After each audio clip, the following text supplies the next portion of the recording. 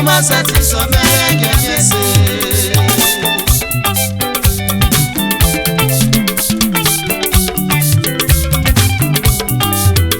Nafia managi fia mama. Ege miemi no masati wo merege miemi.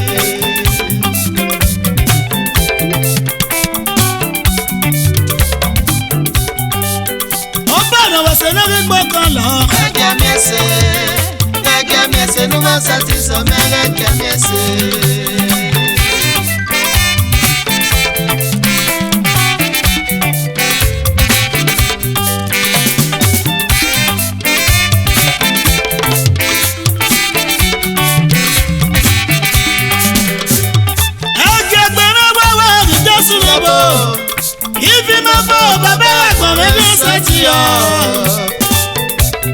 Ajimege no joyo lanu ega miese no masati so ega miese.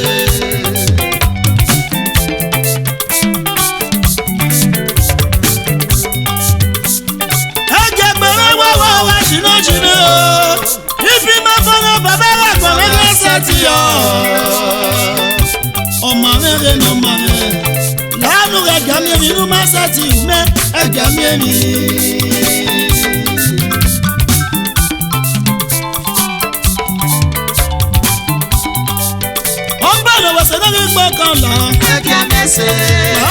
Ege miese no masati so merege miese.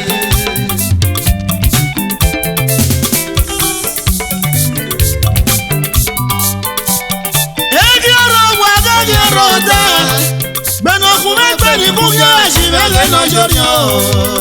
Ege miese no masati so me o baba o. Ege miese no masati so ege miese.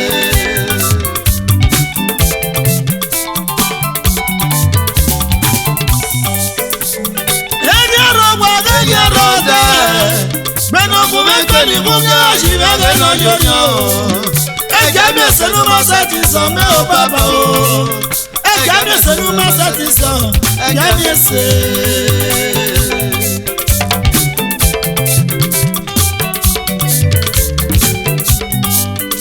Nafia mare via mama. Ege miese no masati so me ege miese.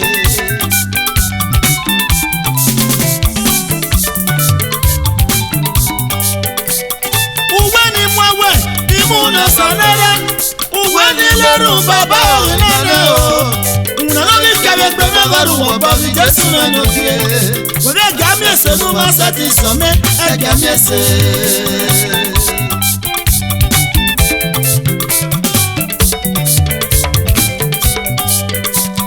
Uwe ni mwe imu na sanele uwe ni leru baba nana o nana mi kabe gbeme garu wo ba mi Jesu na no kie ese no masati so ege miese.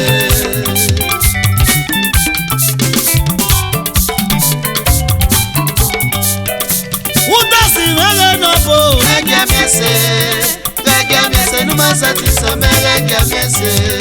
Ogbalo wese na ri gbokan lo ege miemi no masati mele ege miemi. Umoso no salebu ape mi awe ni akale ti ipere.